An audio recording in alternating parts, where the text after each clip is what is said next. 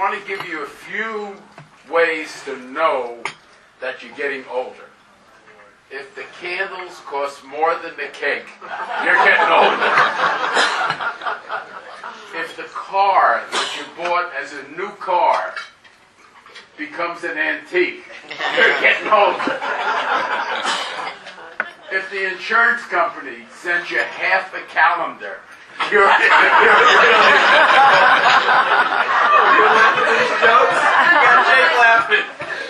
When getting lucky means you don't have to get up in the middle of the night to go to the bathroom. You're getting older.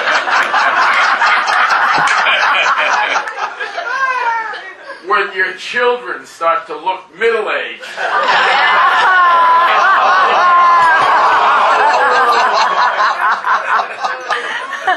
When you were a kid and rainbows were in black and white, you were getting older. I went to the doctor and I told him I had water on the knee. He said, you weren't aiming right.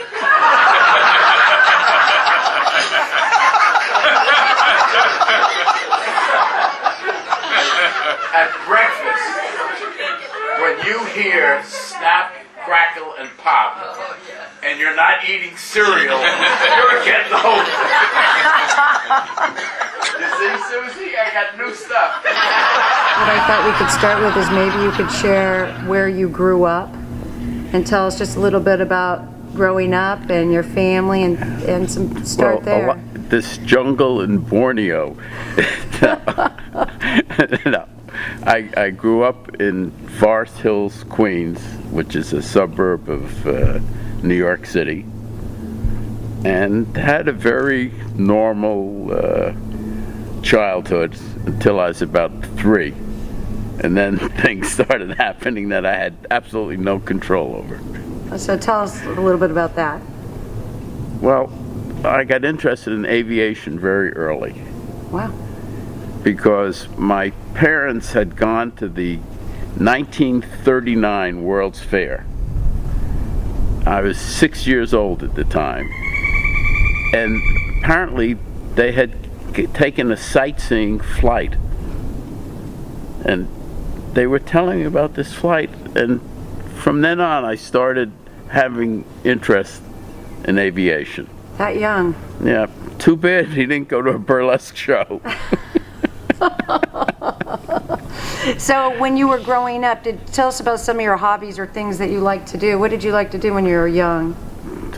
We always liked to fish. Okay. And living in an apartment in the city, to go fishing, you had to travel. And my friends and I would take the subway out to Long Island to go fishing. And we would catch a bunch of small fish, and we'd take a newspaper. And we put the head of one fish in the front of the newspaper.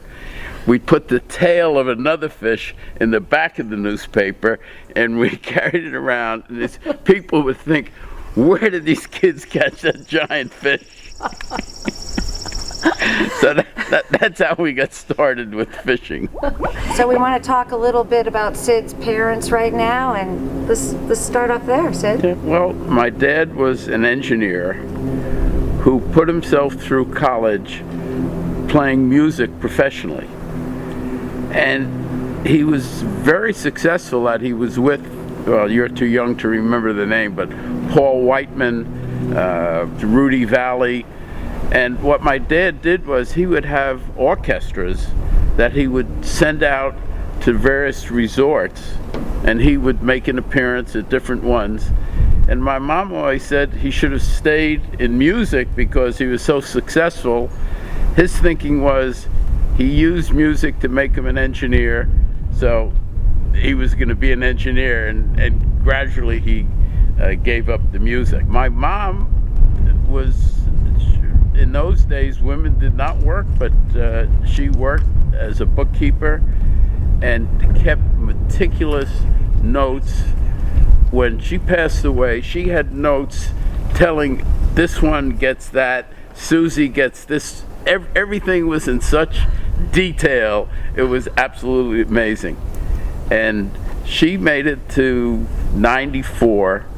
She was still driving at 92, when finally the doctor said, "I think it's time you stop driving." And my mom said, "Why?" And the doctor said, "Because I drive." But I remember one time we were at dinner, and she was in her 90s, and she never used profanity. And she says to me, "Sid, I think I have Kraft disease." And I said, "What's Kraft disease?" My mom says, "You know, C-R-A-F-T, can't remember a effing thing." And I almost fell off the chair. Yeah, so let's hear a little bit about your grandparents. It's really interesting because unfortunately my dad's parents passed away when I was very young and I didn't know them. But my mom's parents were both born here in the United States, which is really very unusual when you go back so many generations. And I was one of 13 grandchildren. My grandfather had the knack of making each grandkid think that he was the best, most liked grandkid. It was amazing.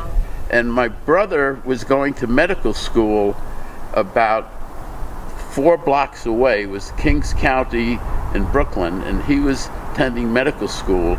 At lunchtime, he and other students would go and sit with my grandfather, who would tell them symptoms that he recognized as an individual. In those days, tuberculosis was known as consumption. And he was telling them what were medical symptoms that he had just learned, and these students would be in awe. And he said, you know, these guys would die at 35 because they didn't watch their diet. He was a very interesting guy and made a very lasting impression on the kids. When I left for college, and my first years at college were out in Illinois at Bradley University, I ended up taking my dog with me to college. So we would drive out in the car with the dog. What kind of dog was it? It was a mutt. Oh. It was just what was its name? That one was Buddy. All right. Yep. And so when you were in school, at high school, did you have any favorite subjects in school that you Lunch. No, I was a pretty good school student in high school, and I was always into sports.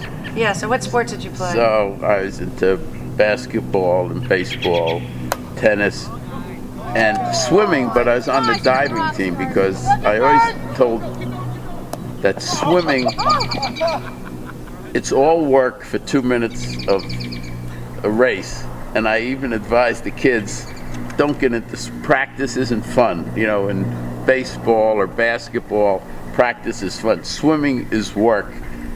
And work is not really part of my vocabulary.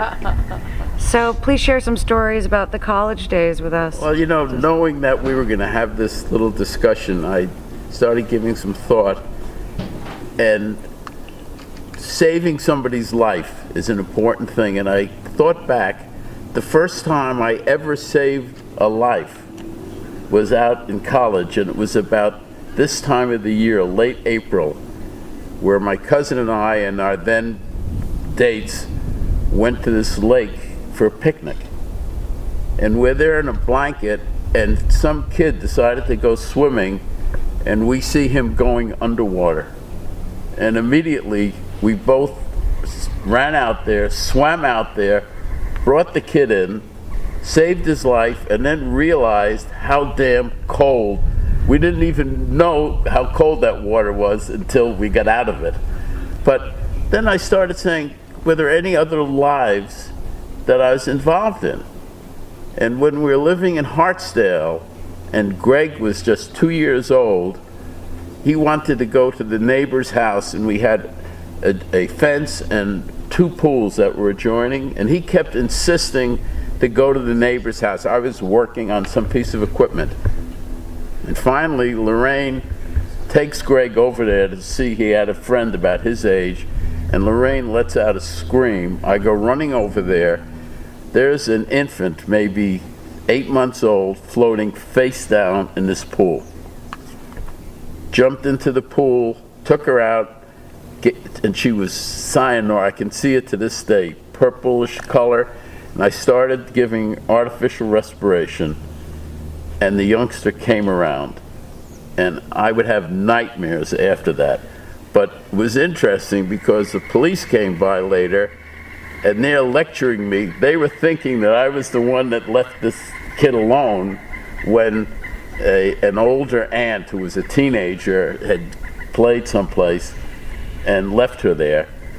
But here again, you know, I was fortunate enough to be at a place to save somebody's life. It's amazing. And then later on, with aviation, I joined this organization, Angel Flight, where I was flying people in need of heart transplants. You also should know that, among other things, with Sid's flying exploits, there used to be a situation where if you needed a kidney or you needed a lung or you needed a transplant organ, Sid was one of the guys that they would call at all hours of the day or night to fly the organ that someone needed for transplant. So to make a long story short on this part, one time he got called at 4 in the morning and flew down to, I think Ohio or Pennsylvania to deliver an organ. And the airport had the gall to charge him a landing fee, okay? Doing an act of charity. So Sid complained, and to the airport's credit, whenever Sid or anyone else came to that airport to do something charitable, they were no longer charged a landing fee, okay? But I think the best testament to Sid is that there's a group of us that have been playing basketball for, well, Steve, and Jimmy, and Lou, and you, Jay. And believe it or not, your father still can play. He had hops. He didn't have Sid shot, but he had hops. So, in the last 25 years, we've been competing against each other, with each other, for each other. And I think all of us look up to Sid for a lot of different reasons. And I know all of you are here tonight because of him. But aside from his basketball exploits, he's one of the greatest comedians and extemporaneous speeches on the face of the earth. Now, you'll love this because a couple of years ago, and Charles may remember this, I was honored by the Institute of Jewish Humanities, Italian lawyer, Institute of Jewish Humanities, and the rabbi said to me, "Who would you like to introduce you?" Well, it was a short list. I picked Sid. Sid gave a speech that brought down the house, and I can't tell you, I'll tell you the whole story later, after the speech, because he put on a skit that was phenomenal. Everybody in the room starts laughing out loudly, and then everyone stops for a second and looks at the rabbi to see if the rabbi was laughing. And then the rabbi broke out in a laugh, and the roar became just ridiculous. Okay. It was such a good speech and such a great moment that after it was over, the rabbi approached me and said, "Your friend Sid, could we honor him next year?" So, anyway, we have you say more. He's transmitting back to all the passengers. And he says, I could really go for a cup of coffee and some time in the sack with the stewardess. The stewardess hears this. She comes running to the front of the airplane, and one of the passengers says, "Don't forget the coffee."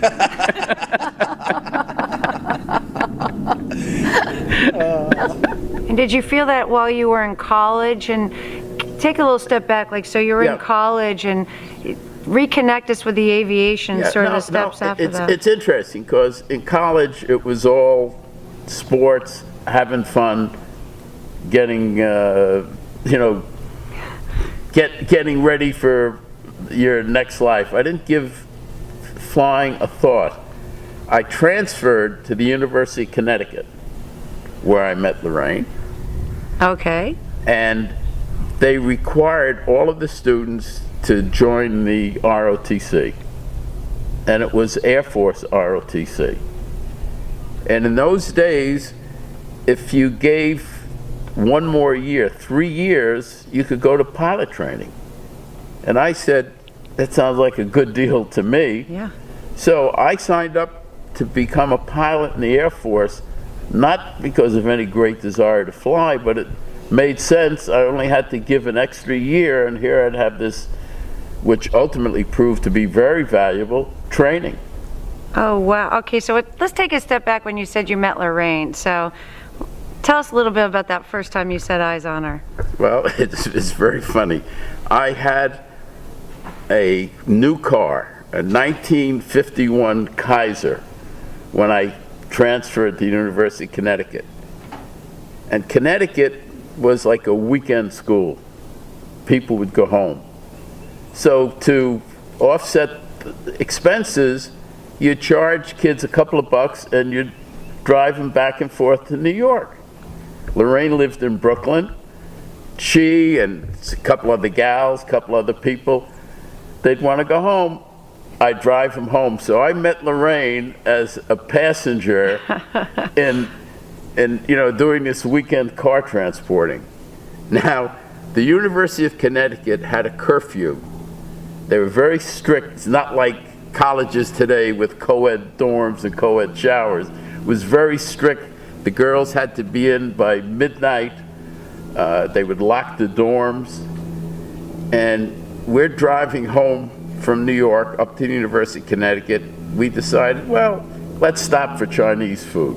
So we stopped in Chinatown, and then there was some big band at some place in New Jersey. We said, well, let's go see them. We went there, and it turned out we're never going to get in there in time for curfew. So we said, well, Lorraine and I and this other couple spent the night in the car so we wouldn't miss curfew. So that's the beginning of the romance. And so there were a couple girls there. Oh, yeah. Yeah. No, so you're one guy with a few girls? And there were three roommates, and I dated all three of them. Oh, obviously. Okay. So you know what kind of a nasty guy I was. And so when did you start connecting more one-on-one with Lorraine? Actually, towards like my senior year, we started to realize that we were meant for each other. Yeah? Did you have a lot in common, or did you used to do things together? Or tell some. Oh yeah, we used to do a lot of things together, but it's interesting because she had absolutely no athletic interest, and I would say, well, goodbye, and I'd go play basketball. But we had a nice relationship.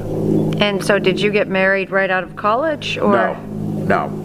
I started training in the Air Force. Yeah. And I tell everybody, I figured I wasn't going to live much longer anyhow, so I might as well got married. So I was all of 23 years old, and Lorraine was 21 when we got married, which today that would be the weirdest thing. Yeah. But in those days, and I was convinced, I'd probably kill myself in the airplane, so I didn't have anything to lose. Here I am, still married, some 57 years later. So it looks like you made a good choice. Just goes to show you. Just goes to show. So, okay, so you joined the Air Force. And so tell us about, your ranking and give us some stories there. Air Force is very interesting also. You graduate pilot training, and I had visions of joining what was then called the Military Air Transport Service, which was basically the Air Force Airlines.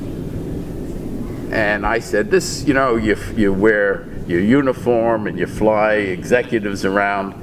Turns out that every one of us went to the Strategic Air Command. I got assigned to a nuclear bomber with General LeMay, who was in charge of the Air Force. So it didn't quite work out the way I thought. We became part of a combat crew, and we actually flew the bomb. Oh, really? Yeah, during the Cuban Missile Crisis, we were up there. And did you keep friends from your crew after?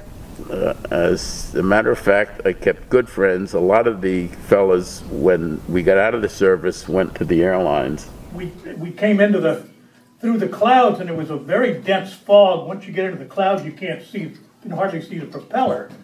And we came through those clouds, and I thought, how are we going to ever see the airport? I said, you can't see from here to that exit sign there, much less see the airport. And he says, no, he says, but see this lever right here? He says, we have no power, so we have no wheels. He said, if you start cranking on that, that's the manual crank for the wheels. And so I started cranking and cranking and cranking. And I was in pretty good shape then. I used to do weightlifting. So I kept cranking and I said, Sid, how do we know when the wheels are down? And he says, well, I don't know. I can't see them. And as we were coming through the fog into the Hartford airport, I couldn't see a thing. I don't know how Sid found his way there, but all of a sudden, boom, there was the airport and the landing strip, and we pulled up to the hangars there, and there was an ambulance, the police, and the fire department all waiting for us. And I said, Sid, what would you have done if we wouldn't have gotten this other fellow in the airplane to talk us down into this airport?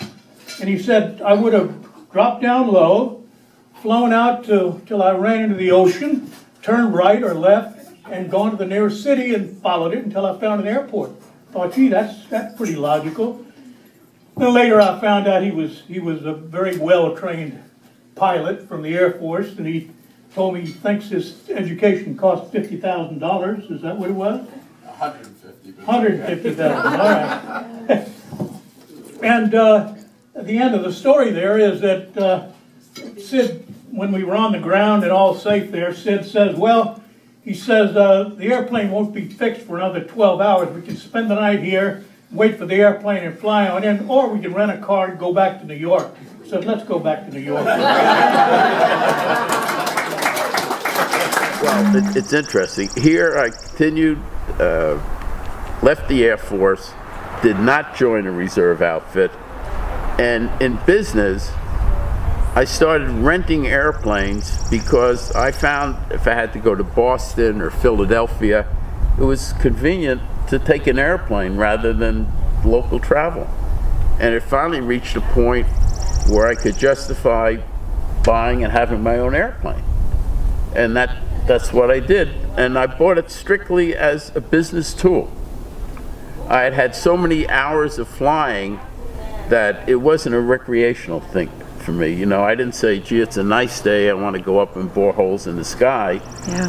I said, this is the quickest way to get from point A to point B, and it became very handy in business. So that's how I got involved with my own airplane.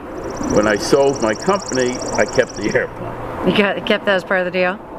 And, you know, then I was introduced to this organization, Angel Flight, by, you know, the actor John Schneider, Dukes of Hazzard. Yeah. Well, his dad, Jack Schneider, was maintaining my airplane and told me about this organization.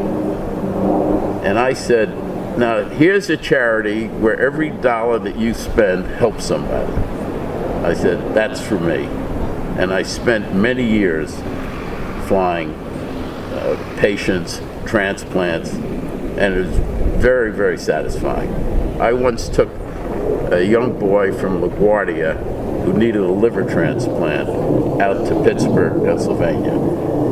He was listless, his color was poor. Took him out there, and about a month later, they called me to bring him back and to see the change in this kid. Bright-eyed, pink, rosy-colored, it made it all worthwhile. So here I have all these friends and people watching Greg. Alan Funt leads him on. He said, your mother is, and he said, my mother is the bride. And he says, and your father is, and Greg says, my father is the confidence man. Well, you want to talk about the power of television. My phone started ringing off the hook from all over the country. People are saying, I want to talk to Sid, the confidence man. So that's what he did. That's what he did to me when he was 4 years old.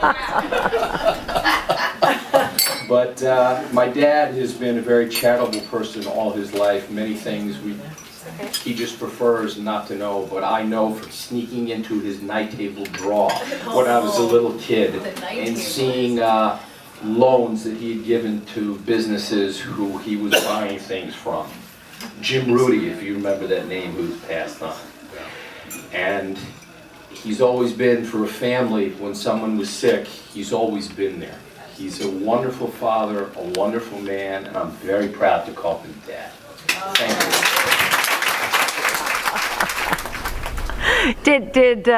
Did he play? Did he ever get into acting after that?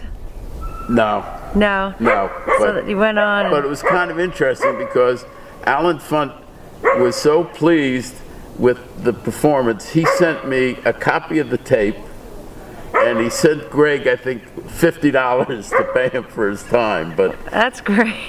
Greg still says I never gave it to him. Now, did Greg play sports growing up like you? Yeah. He still plays with you today, right? Well, no, that's the funny thing.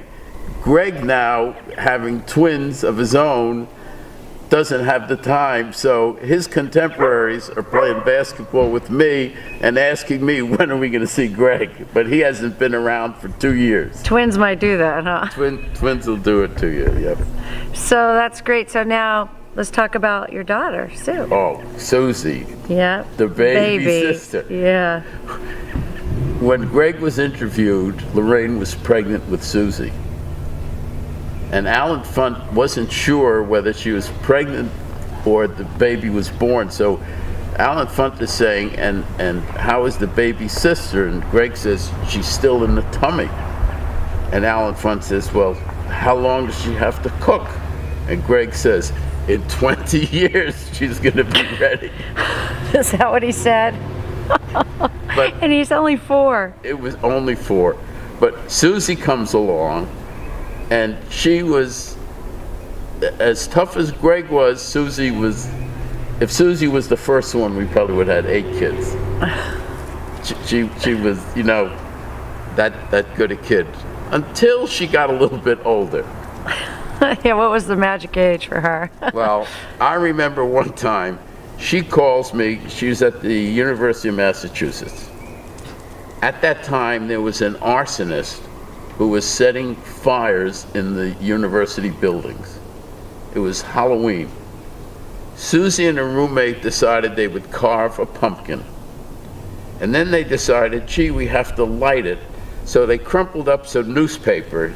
She wasn't an engineering student. They light this newspaper. Naturally, it flares up. They go into the hall where the water fountain is, put the fire out with the fountain. The smoke comes out, sets off the smoke alarm. This is at 2 o'clock in the morning, which empties a dorm, a 20-story dorm with all the students. Here they're all going out. The security goes in, they think that they caught the arsonists. So Susie calls me and says, Dad, I think I'm in trouble. She tells me this story about the arson. Well, I couldn't stop laughing. You know, maybe I was supposed to help her out, but it was hysterical that here they thought, you know, Susie was the arsonist because of the pumpkin. So those are the things you have to put up with the kids. So tell us a little bit about your grandkids. Well, we waited a long time for grandkids, to the point now that our oldest, Jake, is 8 years old. My contemporaries are telling me about going to college to see their grandkids graduate, or their grandson is going to medical school. I tell them, my kids learn how to read. Grandpa, I love you, but people think you're so funny, but you're not really funny because you laugh at your own jokes.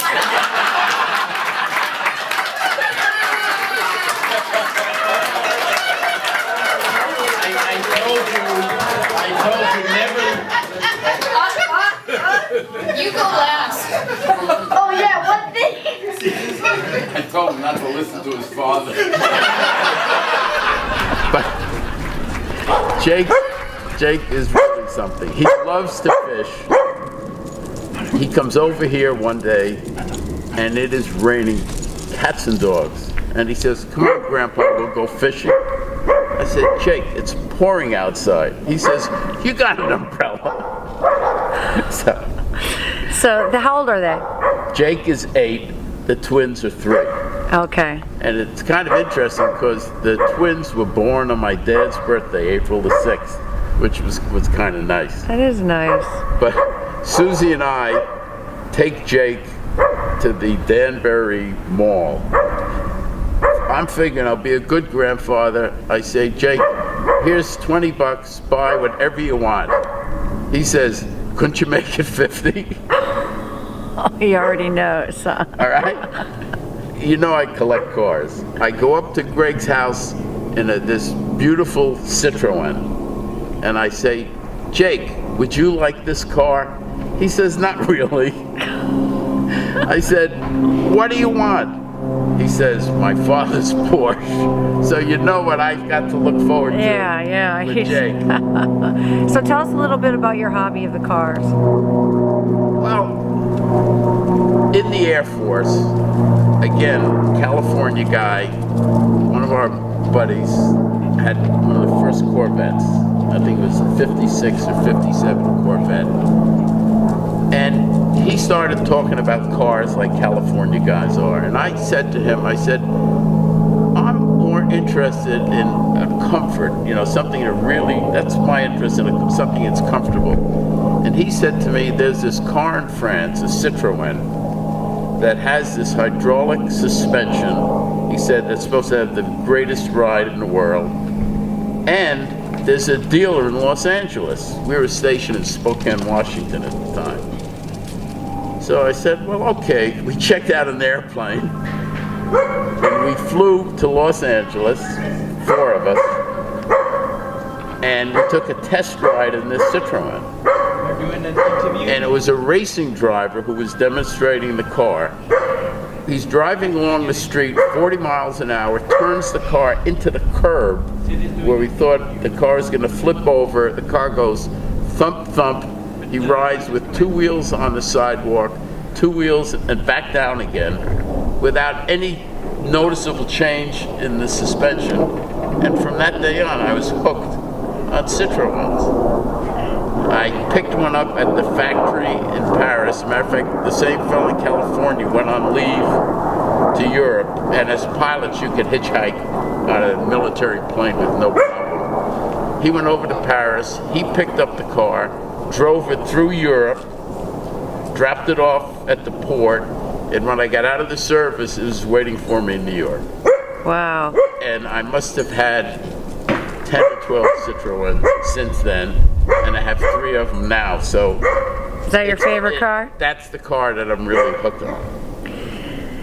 So you collect cars, fly planes, you've saved lives, you've had your kids. What today in this present moment are the things that you most cherish? Being able to breathe out and breathe in. No, it's really the relationship with the friends. I think that's the most important thing, that we've stayed close. I've had friends that I went to public school with that we still keep in touch. And staying active. In other words, I've been fortunate health-wise, and I'm very thankful to that. And I think that's the most important thing. Money and those other things are really secondary. Yeah. To, having decent health and also having friends, which there's one just walking in right now. All right, we're going to cut for today, and we're going to return later. Bye.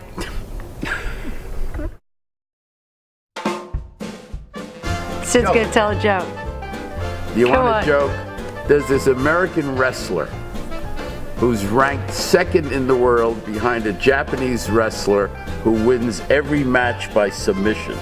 This Japanese guy ties the opponent up in this pretzel hold. Nobody can beat him. The American wrestler says, 2nd place is no place. Get me a match with the Japanese guy. And after much discussion, they set up the match in Tokyo, 80,000 people watching. For the first half hour, it's even. And then the Japanese wrestler takes the American leg and he's putting it behind his head. The manager can't bear to look. The manager hides his eyes.